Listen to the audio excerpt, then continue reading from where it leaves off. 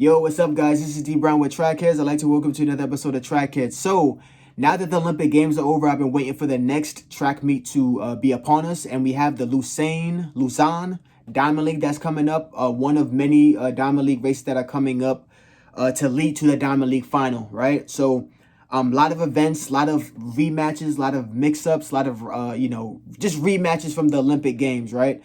For this particular video, we're going to be talking about the 800-meter dash. So, the 800-meter dash was definitely a quality race. Very peculiar race in my particular opinion, but very, dope race. We had the Kenyan Emmanuel Wanyonyi. Hopefully I didn't pronounce that wrong, or I didn't pronounce that right. Hopefully I pronounced that right. If I didn't, that's my bad. But Emmanuel, right? You have Emmanuel running. He won the Paris 800-meter dash in spectacular form. 141 low. Really a quality race. Behind him, we had Marco Arop, who was the 2023 Budapest World Champion. He won in 141 as well. But one thing that was really impressive to me about Marco was that first he trains at the University of Mississippi. But not just that, the one thing that was really cool to see was that he virtually negative splitted his runs. He came through at like 51 and then finished in like 50.5.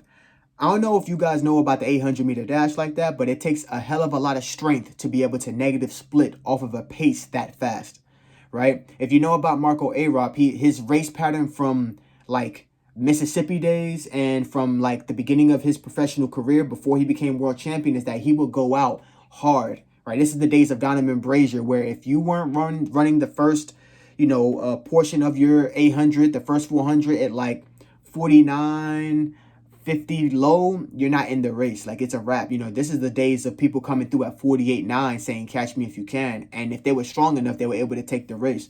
So he's coming from that. And the fact that he's able to have the strength now to come through at 51 and then finish up in 50.5, and he was this close to winning is crazy. I think he about 6'4", 6'3". I think if he would have dipped a little more or fell, he would have been able to win that 100-meter dash gold medal. So definitely a great race for him. I'm looking forward to see what he does today.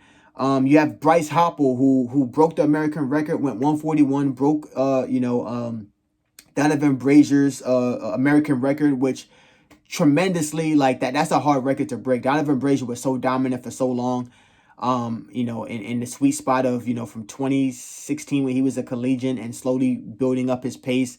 And, he's been giving it to Bryce Hoppel for so long. And it's so dope to see Bryce Hoppel be strong enough and fast enough to be able to break that American record. And I'm sure he was pissed he wasn't able to get a medal out of the Olympic Games. So I think he's very motivated to come through and get him some blood. If not get top 3, definitely win this thing. Because he has the ability. These guys are definitely strong and fast, but so is he. Bryce Hoppel is a kicker. And, you're talking about strength. It seems like strength is the determining factor in a lot of these races.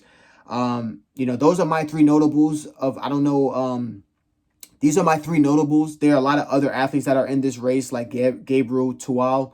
But, there's so many athletes that have run 141 this year. Is really, like, amazing to me.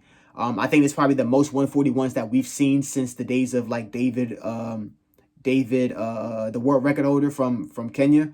We haven't seen this many 141s. So it's really interesting to see. I'm really curious to see how we continue to trend towards the end of the year. Are we going to be seeing the effect of someone run 140? Or is it going to be a race, a rabbit in these races?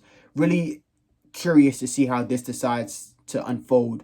Especially because one thing about Emmanuel, he's coming from altitude. He lives in Kenya, trains in Kenya. He's coming from altitude. So this Bryce Hoppel trained at altitude as well. So Marco Arop, he trains in Mississippi. I'm not sure if he's in altitude at all. But, Emmanuel's coming from altitude. So for him to go 141 after all those rounds and really show his strength, now that he only has to do a one-off 800-meter run, 140 may be in the cards. So that's what I see. That's what I think is going to happen. And, yeah, guys, it's just a little bit of my 2 cents. And definitely, it should be a race to check out. But definitely check it out, guys. It's going to be in Lausanne. It's going to be August 22nd. Definitely check it out. And thank you guys for watching. This is D Brown with Trackheads. Peace.